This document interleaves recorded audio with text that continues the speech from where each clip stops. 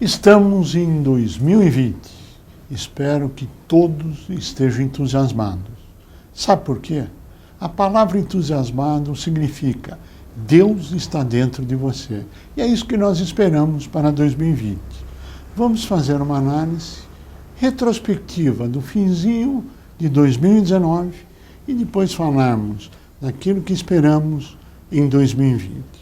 No final de 2019, o índice de otimismo das empresas, a esperança futura, atingiu o maior índice, chegou a 134 pontos, maior índice desde abril de 2014. No entanto, todo esse otimismo ainda não contaminou os outros indicadores que estão numa base deteriorada. Não atingiu emprego, que continua nos patamares estabilizados, sem contratação, sem demissões, na sua média geral, com pequenino índice de tendência de aquecimento natural para o final de um período natalino. Se nós olharmos informações do governo, o nível de emprego voltará em 2022. O que é que significa isso? Teremos 2020, 2021 com altíssimo nível de desemprego, como temos hoje. Existem alguns setores que estão saindo dessa recessão? Sim, existem sim. A construção civil, por exemplo. Por quê? Porque reduzir a taxa de juros substancialmente. E a indagação é, por que é que não fazem isso para os outros setores da economia, para que toda a economia cresça? É uma pergunta para reflexão. Se nós olharmos taxas de juros, taxa de juros caiu para o aplicador. Agora, para você que toma dinheiro no banco, para você que toma empréstimos, ela não caiu. A você que usa o cheque especial, ela caiu. De acima dos 12%, 13%, 14%, para a vergonhosa marca de 8% ao mês, o que é absolutamente impagável. Todo mundo sabe disso. E o pretexto é, use o cheque especial só para ocasiões especiais. No entanto, a maioria das micro e pequenas usam cheque especial como linha de capital de giro. Aí a pergunta, o que aconteceu com o seu capital de giro no transcurso de 2019? Metade das empresas não tinham capital de giro suficiente. Precisavam tomar empréstimos, cair no cheque especial, ou em agiotas, ou em outras modalidades, para deixar a empresa funcionando. Se nós olharmos o poder de compra, o que aconteceu?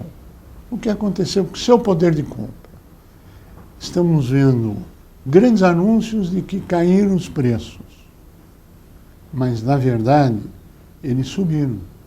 Por exemplo, a carne, por exemplo, combustível, por exemplo, insumos, subiram mais do que aqueles que caíram. E são mais importantes do que aqueles que caíram. A alimentação, acho que é mais importante do que qualquer outro índice. E assim por diante. Mas isso é a reflexão que nós estamos fazendo em conjunto. Por que é que aqueceu a economia, então, no finzinho do ano? Por que teve esse crescimento? Simples. O governo injetou dinheiro na economia através da liberação do fundo de garantia. Qual foi o reflexo? Muitas pessoas conseguiram pagar de volta os bancos, tiveram um pouco de dinheiro e foram para o consumo. Ou seja, aquecimento econômico. E temos que copiar as boas iniciativas. Por exemplo, aquilo que foi dado ao setor da construção civil. Por que não para o resto da economia? Por que não para todas as indústrias? Por que não para o Brasil como um todo? Impostos. Quando falamos de impostos, nós temos dois momentos. O primeiro momento é a nova reforma tributária, se e quando vier aprovada pelo Congresso Nacional e, claro, sancionada e implementada. Qual a reforma tributária que virá? Acredito que que virá a reforma tributária apresentado pelo economista Bernardo Api, que foi levado ao Congresso pelo deputado federal Baleia Rossi, mas que, na verdade, nós acreditamos sim no aumento da carga tributária. Não vamos nos iludir. Qual é o discurso oficial? Nós vamos manter a carga tributária igual. Nós vamos simplificar o procedimento. Está todo mundo aplaudindo. E depois, em letra pequenininha, aparece: iremos tributar a redistribuição dos lucros. O que significa isso? Que para o mesmo dinheiro você vai pagar 2 vezes o imposto. Isto, na minha avaliação, chama-se aumento da carga tributária. Mas não adianta se olhar só para o futuro, se não se olhar para o passado. Do momento que a reforma tributária for aprovada e implementada, necessário se faz que hajam medidas tão importantes ou até mais importantes para a limpeza do passado. De cada 10 empresas, 8 têm processos tributários da esfera federal. O que está acontecendo na verdade? O governo empurra as empresas para a informalidade. Por que o governo empurra as empresas para a informalidade? Porque em setembro de 2014, uma crise política se transformou numa crise econômica que estamos pagando até hoje. E o governo, na ânsia de arrecadar cada vez mais e mais, empurra as pessoas para um pagamento impossível de ser feito, que não cabe na conta. E isto faz com que ela vá para a informalidade. Basta olhar o que mais cresce no Brasil, chama-se informalidade. E esses dados são do próprio governo federal. Porque a cada ano ela exclui mais e mais empresas do Simples, ela a cada ano empurra as empresas para a informalidade por uma coisa que não é responsabilidade exclusiva dela. Ela acreditou no país, ela fez um investimento, ela tomou um empréstimo, botou dinheiro na empresa. Veio a crise, ela ficou com aquilo parado. Como é que ela paga isso? Quem se responsabiliza por isso? Agora, este cenário tem que ser levado em conta se nós queremos um país desenvolvido, se nós queremos crescimento econômico, emprego, mercado interno, desenvolvimento, claro, mercado internacional, queremos um Brasil pujante e crescente, tão necessário para todos nós. Nós já vimos que 8 a cada 10 empresas têm uma ação do fisco federal contra elas, cobrando impostos. Este valor soma 2 trilhões e 300 bilhões de reais, ou seja, um pouco menos que a metade do PIB brasileiro em dívidas tributárias só federais. Se somarmos a estadual e a municipal, a conclusão é de vocês. Qual é a nossa proposta? Qual a solução? A nossa proposta é que 0,5% do faturamento das empresas seja destinado ao pagamento deste passivo tributário, independente do prazo que vai demorar, desde que a empresa pague o tributo do mês. Isto trará diminuição de processos, isto trará redução do custo governamental, isto trará arrecadação tributária imediata, mas isto fere muitos interesses, por motivos que eu espero que a sua análise chegue a isso. Por que 0,5%? Como é que se faz isso? O primeiro refis que saiu era de 0,5%. E trouxe um grande sucesso, aumentou a arrecadação tributária. Onde é que teve um grande problema? É que se permitiu o esvaziamento do CNPJ. Ponha as cautelas necessárias e impeça isso.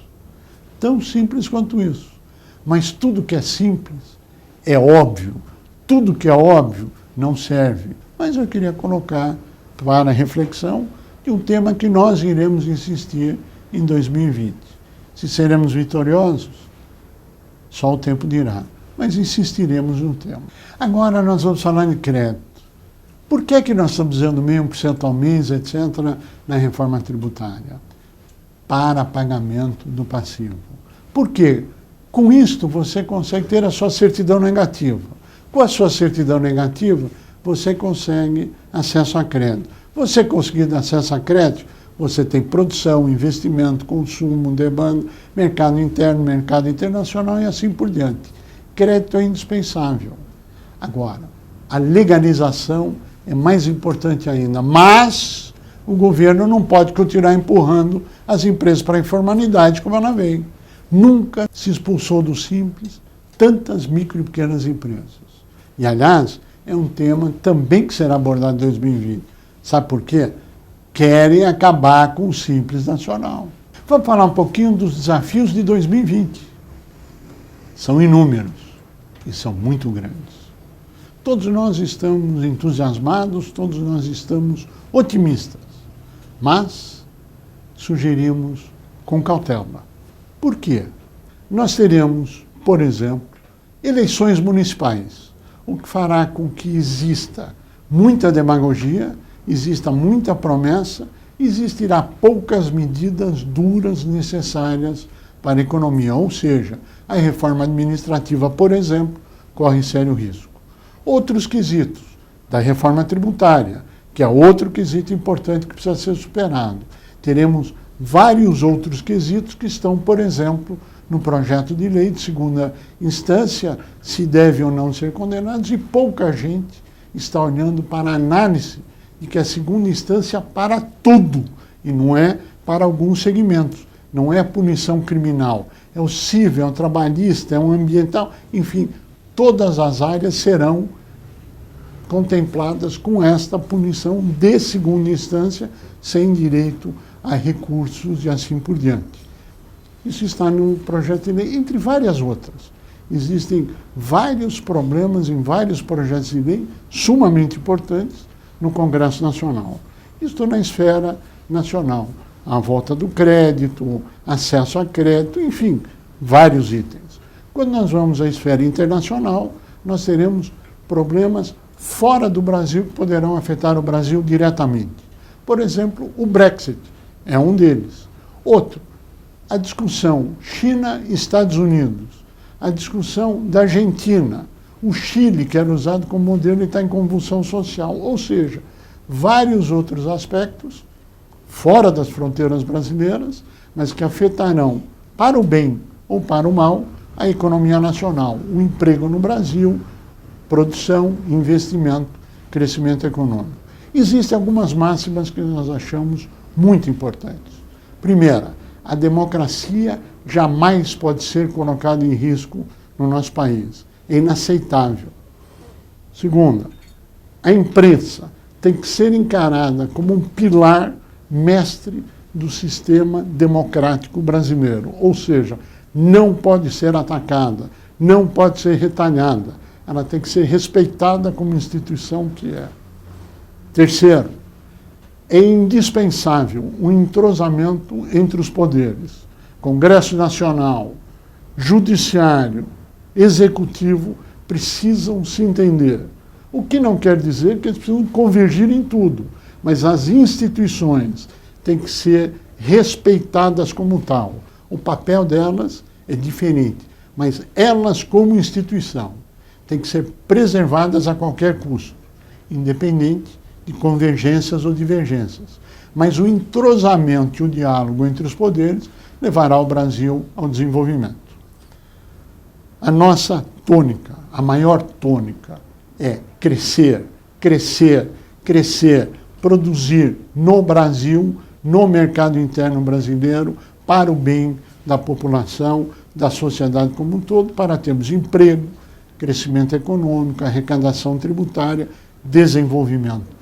Este é o país que todos nós desejamos e desejamos a você um feliz ano novo. Que 2020 seja um ano iluminado e abençoado para todos.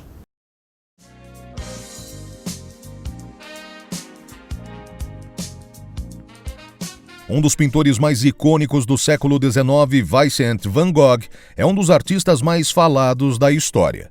Ele faleceu prematuramente em 1890, aos 37 anos.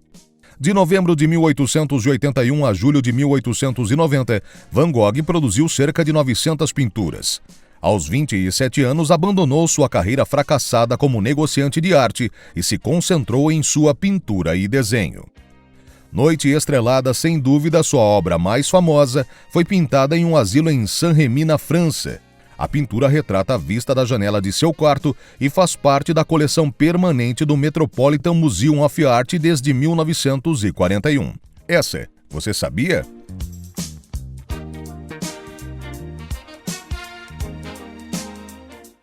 Uma boa notícia: a trajetória da dívida pública, a trajetória projetada dela, está melhorando. Isso é muito bom. Trajetória ascendente significa que cada vez mais impostos são coletados apenas para pagar juros e amortizar a dívida. Quanto mais alta a relação dívida-PIB, mais impostos e juros proporcionalmente mais altos são cobrados. A boa notícia é que isso está diminuindo, a curva está se achatando e as projeções estão encolhendo. Dois motivos para isso. O primeiro motivo é que a taxa de juros básica caiu. Taxas de juros básicas mais baixas, custo de rolar a dívida pública mais baixo, que é bom. O segundo motivo para a desaceleração é a geração de superávites primário. O governo está cada vez mais diminuindo o déficit e se estima que a partir de 2023 vai começar a gerar superávites. Superávites primário baixam a dívida pública. Isso é o lado bom. Podia melhorar um pouco mais isso se o governo focasse que a relação dívida-PIB no denominador, fazer a economia crescer mais, empregar mais. E como? Um freio puxado até agora é a questão da inadimplência. Metade das empresas e 2/5 dos cidadãos têm anotações de atraso. Isso significa que todos têm dificuldades de contratar, de consumir, de investir. Resolvendo esse nó do crédito, você consegue acelerar o crescimento da economia, que tem capacidade ociosa, e fazer com que a relação caia mais ainda. É isso.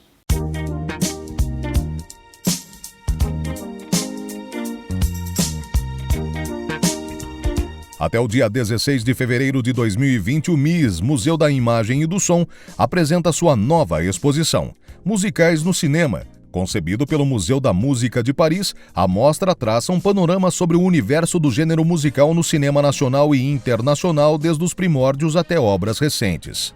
A partir de fotografias, vídeos, cartazes, figurinos e depoimentos, a exposição reúne filmes musicais de diferentes partes do mundo, como Cantando na Chuva, de 1952, e Amor, Sublime Amor, de 1961.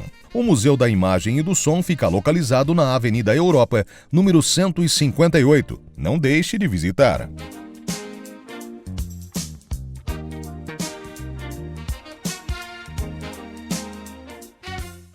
O ano de 2019 foi um ano de grandes desafios.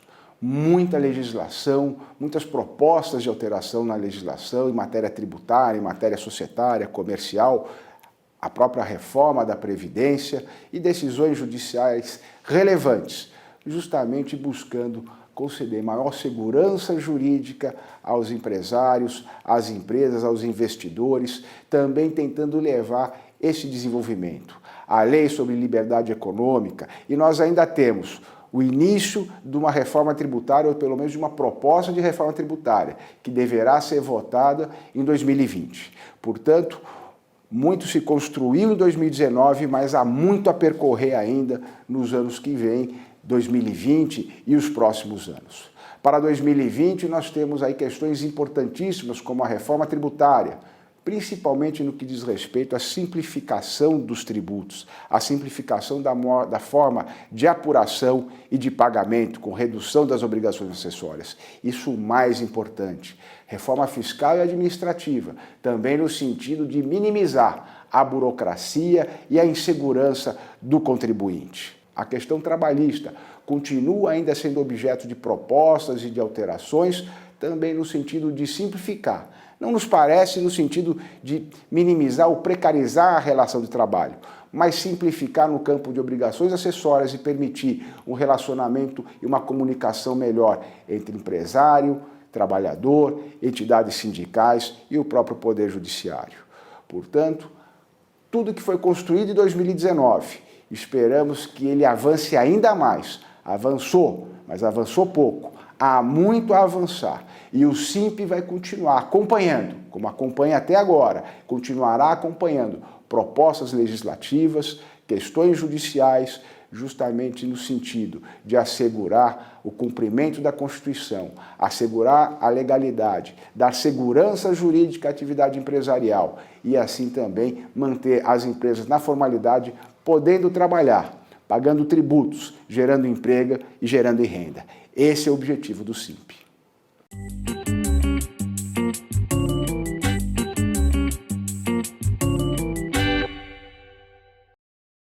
Passadas as festas de final de ano, é muito comum surgirem dúvidas sobre como é possível trocar os presentes que eventualmente você tenha recebido e não serviu, você não gostou, alguma coisa assim. A primeira coisa que a gente tem que esclarecer é que não é direito do consumidor fazer a troca. Então, não está na lei esse direito do consumidor, mas é muito comum, é bastante usual os próprios comerciantes darem essa possibilidade quando efetivam a compra daquele produto. Exatamente porque não está na lei, a forma que isso vai acontecer, a forma de se trocar o produto, seja por conta de uma insatisfação, de mudar a cor ou algum tipo de coisa, depende de como foi feita a venda daquele produto. E nesse momento, o comerciante ele deve esclarecer se é possível fazer a troca, em que condições ocorre a troca, se é somente naquela loja, se é eventualmente numa compra de loja virtual, se tem uma loja física, se deve mandar por correspondência, ou seja, quando eu não tenho a lei, na hora da compra do produto, o comerciante deve esclarecer como vai funcionar isso e dar todas as diretrizes e possibilidades de como isso se efetiva. E isso, no caso da troca, acontecer por algum tipo de insatisfação. Agora, se eventualmente o produto vem com algum tipo de vício, com algum tipo de defeito, aí nesse caso o fornecedor ele é obrigado a resolver esse problema. Mas não é comum nas trocas de final de ano. Então, é importante no ato da compra, se você recebeu um presente de alguém, perguntar para essa pessoa como foi que o comerciante possibilitou a modalidade de troca desse produto.